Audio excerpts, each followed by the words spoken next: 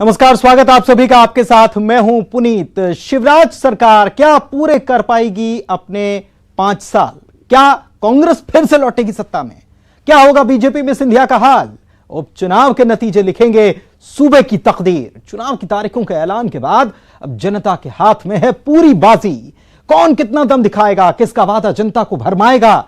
चुनावी चकल्लस में हर दिन दिखाएंगे आपको कहां किसकी कितनी तैयारी और जनता का दिल जीतने की लड़ाई में कहां किस पर कौन पड़ रहा है भारी।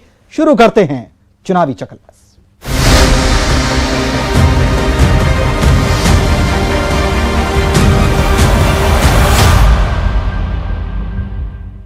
सांची से बीजेपी कैंडिडेट प्रभुराम चौधरी को जिताने की अपील के बजाय क्या बीजेपी के लिए मुदित शेजवार की सियासी फिक्र ज्यादा है? मुदित शेजवार को दी जा रही बार बार समझाइश और भरोसा यह भी कि उनके भविष्य पर कोई संकट नहीं है। आखिर इसके जरिए कौन सी तस्वीर पेश की जा रही है? सितंबर में भी यही भरोसा और समझाइश और उपचुनाव के आखिरी वक्त में भी यही तस्वीर। पर प्रभुराम चौधरी को जिताना है। आखिर सांची में किसकी संभाल कर रही है बीजेपी? सांची में पोस्टर में दिखी गौरीशंकर शेजवार और प्रभुराम चौधरी के बीच की दूरियां क्या अब तक भर नहीं पाई हैं?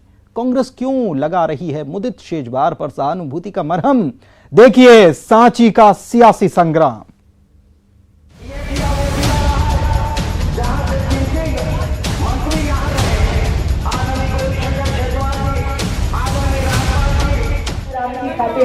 मंदिर भव्य बनाएंगे। देख, मंदिर भव्य बनने लगा ना, अब प्रभु राम का भी मंदिर भव्य बनना चाहिए। ठीक है।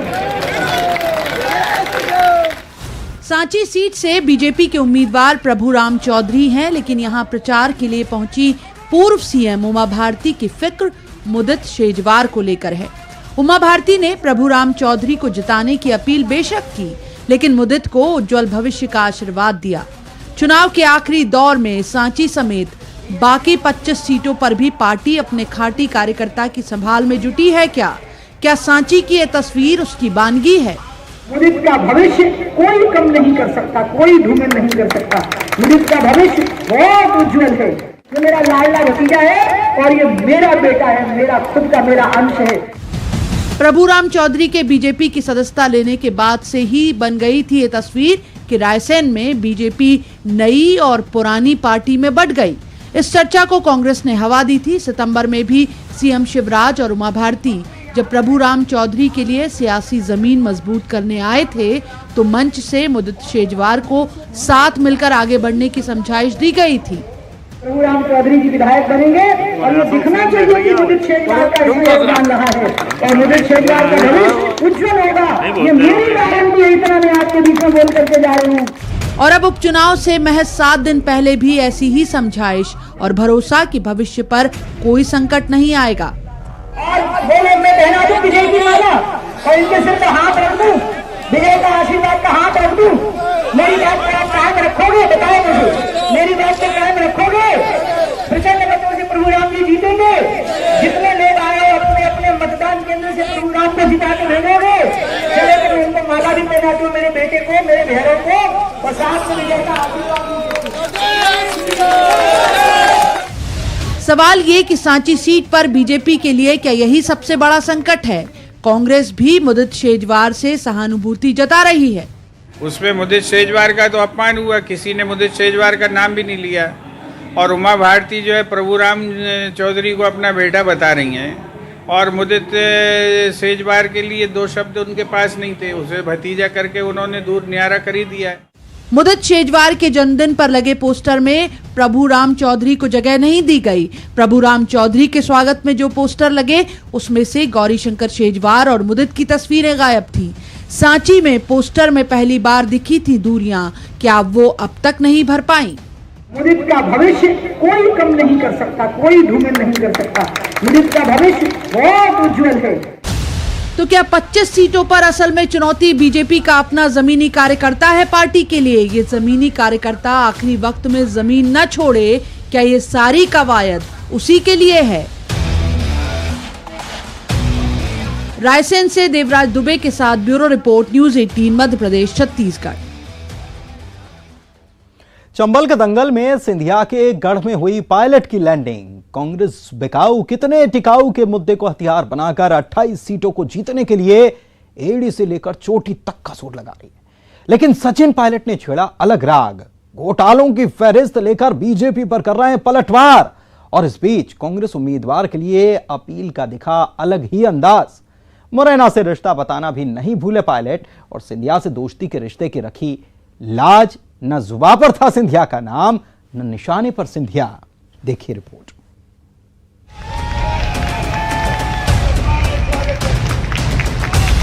ये डंपर मामा जी के पास नहीं थे। ये तो बहुत पुराना कांड हुआ था, उसका कोई खुलासा नहीं हुआ। हिंदुस्तान के इतिहास के सबसे भयानक व्यापक घोटाला हुआ मध्य प्रदेश में। कितने लोगों को मारा गया कोई गिनती नहीं है, कोई जवाब देने को तैयार नहीं। सिंधिया के गढ़ में पायलट की उपचुनाव में लैंडिंग हुई और निकला व्यापम का जिन। उछाला गया डंपर कांड का मुद्दा। शिवपुरी के नरवर और सतनवाड़ा में चुनावी सभा में कांग्रेस के दिग्गज नेता सचिन पायलट के निशाने पर थे शिवराज। कांग्रेस भले ही 28 सीटों पर बिकाऊ कितने टिकाऊ के मुद्दे को हथियार बना रही है, लेकिन पायलट ने इन मुद्दों को उछालकर शिवराज की घेराबंदी की। ये डंपर मामा जी के पास नहीं थे। ये तो बहुत पुराना कांड हुआ था, उसका कोई खुलासा नहीं हुआ। हिंदुस्तान के इतिहास के सबसे भयानक व्यापक घोटाला हुआ मध्य प्रदेश में। कितने लोगों को मारा गया कोई गिनती नहीं है, कोई जवाब देने को तैयार नहीं। शिवपुरी के नरवर और सतनवाड़ा में हुई चुनावी सभा में बीजेपी पर ऐसे गरजे पायलट, किसान कर्ज माफी पर भी बीजेपी पर निशाना साधा। किसानों की आमदनी दुगनी करने की बात करते हैं। अरे चौतरफा मार दिया किसान को। फसल का दाम नहीं, खाद नहीं, बीज नहीं, बिजली नहीं, समर्थन मूल्य खत्म करना चाहते हैं। कानून में संशोधन कर बड़ी बड़ी बहुराष्ट्रीय कंपनियों का दरवाजा खोलकर किसान को लूटने का काम करते हैं। और देखो हिम्मत इनकी, किसान के साथ धोखा कर किसान की छाती पे चढ़कर हाथ जोड़कर वोट और मांग रहे थे। करेरा से कांग्रेस प्रत्याशी प्रागीलाल को जिताने की अपील का अंदाज भी जरा हटकर था। ये बेचारा गरीब आदमी 2-3 बार हार चुका है, अब इसको जिता के भोपाल भेजो और करते निभाओ। और सब सामूहिक रूप से आपसे कहना चाहते हैं। शिवपुरी ही नहीं, मुरैना के जौरा में भी पायलट की जुबान पर यही मुद्दे थे। 15 साल की शिवराज सरकार को घोटालों की सरकार कहा, खरीद फरोख्त का मुद्दा भी उठाया, लेकिन पुराने घोटालों की फहरिस्त गिनाना नहीं भूले। यहाँ जो माफिया फैल गया, जो जमीन पे कब्जा करते हैं, जो रेता धंधा करते हैं, जो अवैध कब्जे करते हैं, उनके खिलाफ आपको बोलना पड़ेगा। किसानों को उनकी फसल का उचित मुआवजा मिले, इस बात की आपको लड़ाई करनी पड़ेगी। भोपाल में बैठकर ऐसा वकील आपको मिले जो सच्चाई ईमानदारी से आपकी पक्ष को वहां पर रख सके। ऐसा व्यक्ति बनना चाहते हो, ऐसा विधायक बन सकते हो, तभी बोलो कि मैं जीतना चाहता हूं। मुरैना से अपना रिश्ता बताना भी नहीं भूले। मुरैना के लोगों ने, ग्वालियर के लोगों ने, चंबल के लोगों ने, मैं चुनाव और पायलट साहब चुनाव हमेशा राजस्थान से लड़ते आए, वहीं पर चुनाव लड़े, वहीं पर जनता की सेवा करी। आप लोगों का वोट हमें नहीं मिलता, लेकिन मैं जानता हूं आप लोगों का आशीर्वाद यहां से मिलता है तो दुगनी ताकत से हमारी जीत होती है। लेकिन इन सब के बीच अपने दोस्ती के रिश्ते पर आंच नहीं आने दी। सचिन पायलट और सिंधिया का दोस्ताना किसी से छुपा नहीं। कांग्रेस के लिए सबसे बड़ा सियासी दुश्मन कोई है तो वो है सिंधिया। एमपी में कांग्रेस की सरकार का तख्ता पलट भी सिंधिया और उनके समर्थक के पाला बदलने से हुआ, लेकिन दोस्ती की लाज रख गए पायलट। सिंधिया पर चुप्पी साधे रहे, न निशाने पर सिंधिया, न जुबान पर सिंधिया। कि पूरा देश देख रहा है कि मध्य प्रदेश के उपचुनाव का परिणाम क्या होगा। दलों को आप जानते हो, नेताओं को आप जानते हो, मैं तो कहता हूं मुझसे ज्यादा जानते हो कौन कहां कैसा, किसके साथ, किसके पीछे, किसके विरोध में, सब आप जानते हो। और 3 तारीख को निर्णय होगा। ये पूरा चुनाव ही बिकाऊ कितने टिकाऊ और 15 महीने की तत्कालीन कमलनाथ सरकार और 7 महीने की शिवराज सरकार के कामों को लेकर लड़ा जा रहा है। ऐसे में शिवराज पर टारगेट और पुराने घोटालों का जिक्र आखिर वोटर पर कितना असर दिखाएगा। शिवपुरी से अशोक अग्रवाल और मुरैना से दुष्यंत सिकरवार के साथ bureau report, news 18, Madhya Pradesh, Chhattisgarh. बयानों पर सवार इस उपचुनाव में सियासी अखाड़े में वीडियो वॉर की जंग आपने देखी। अब सच को सामने लाने के लिए विरोधी कर रहे हैं स्टिंग ऑपरेशन। मेहगांव सीट पर कांग्रेस स्टिंग ऑपरेशन के जरिए बीजेपी पर वार कर रही है। स्टिंग के जरिए सच को सामने लाने का दावा कर रही है। इस सीट पर बीजेपी कौन से पुराने मुद्दों को उछाल रही है, जिसका जवाब है ये स्टिंग ऑपरेशन। आप भी देखिए मेहगांव का रण।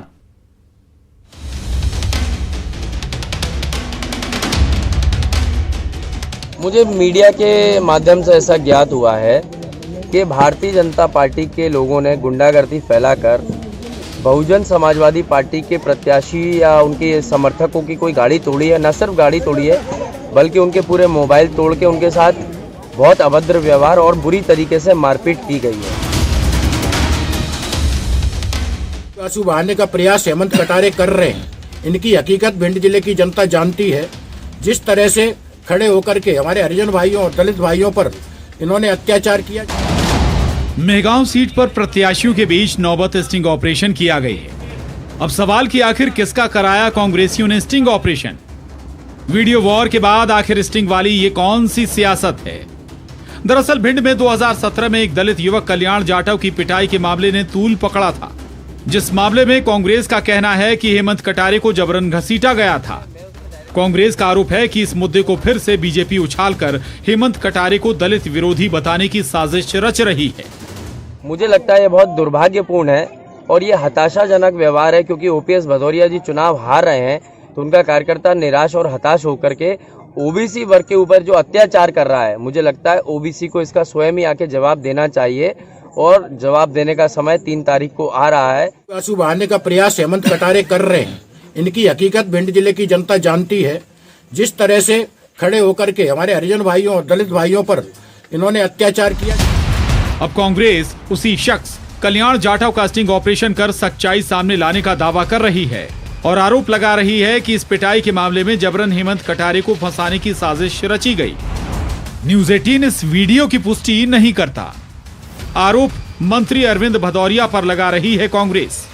इसमें स्वयं कल्याण जाटव जी पूरा भांडाफोड़ कर रहे हैं। वो ये बता रहे हैं किस तरीके से हेमंत कटारे जी को फंसाने के लिए ओपीएस अरविंद भदौरिया जी द्वारा उनको प्रलोभन दिया गया, उन पर दबाव बनाया गया और पूरा केस बोले खर्चा तक सारा खर्चा हम उठाएंगे, बस आप डटे रहो। इस मामले में आखिर क्यों जिला बीजेपी ने चुप्पी साध ली।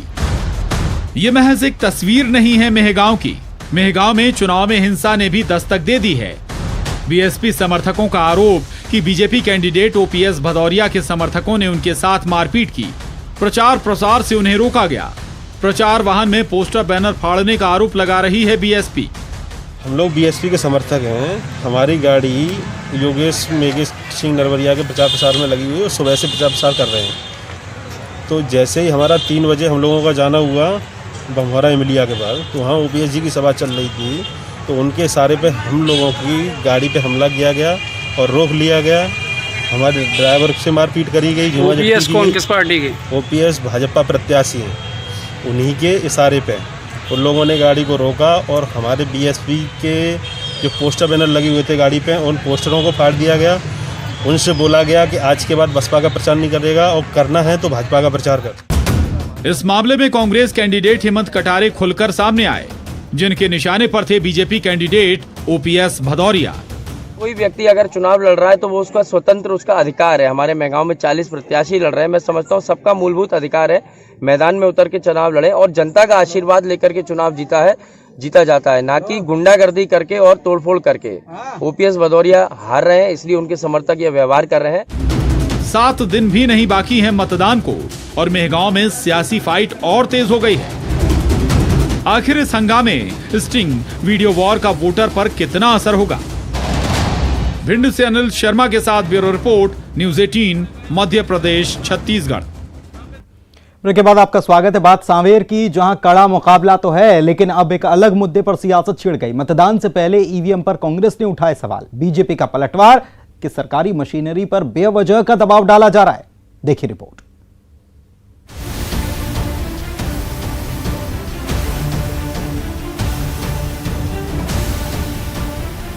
28 सीटों के उपचुनाव में सबसे कड़ा मुकाबला और दिलचस्प चुनाव सांवेर सीट पर, लिहाजा यहां सियासी दांवपेच भी सबसे ज्यादा और शिकायतें भी। मतदान से पहले सांवेर सीट पर ईवीएम पर सवाल खड़े होने लगे हैं। कांग्रेस ने ईवीएम की कमीशनिंग प्रक्रिया में गड़बड़ी की आशंका जताते हुए केंद्रीय चुनाव आयोग से शिकायत की है।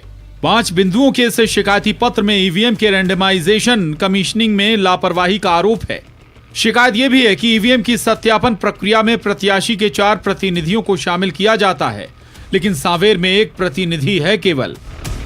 कांग्रेस प्रत्याशी प्रेमचंद गुड्डू ने यह शिकायत मुख्य चुनाव आयुक्त दिल्ली को भेजी है। इसके साथ ही कांग्रेस का प्रतिनिधिमंडल दिल्ली जाकर भी इसकी शिकायत करेगा। ये ईवीएम मशीन जो है 1620 के करीब मशीनें हैं और उसके लिए प्रदेश में अन्य जगह भी चुनाव हो रहे हैं। वहाँ पे 5 से लेकर 10 लोगों की परमिशन दी गई है हर कैंडिडेट के लिए। बीजेपी कांग्रेस की शिकायत को सरकारी मशीनरी पर बेवजह के दबाव की कोशिश बता रही है।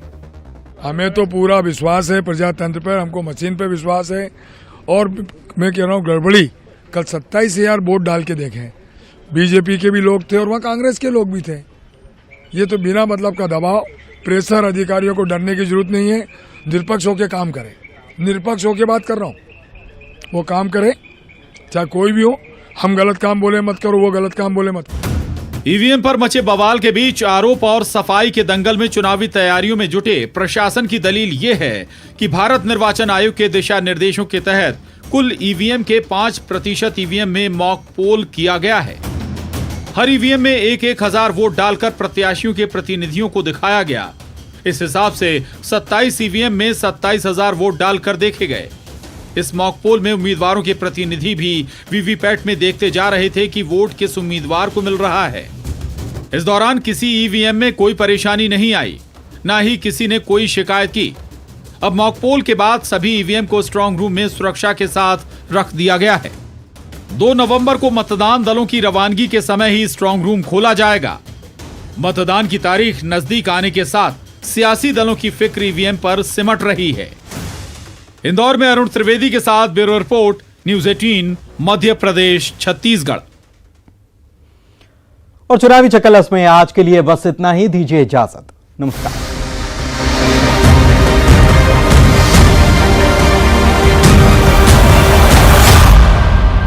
सियासी सफर की टीम पहुंची है मुरैना के दिमनी विधानसभा सीट पर।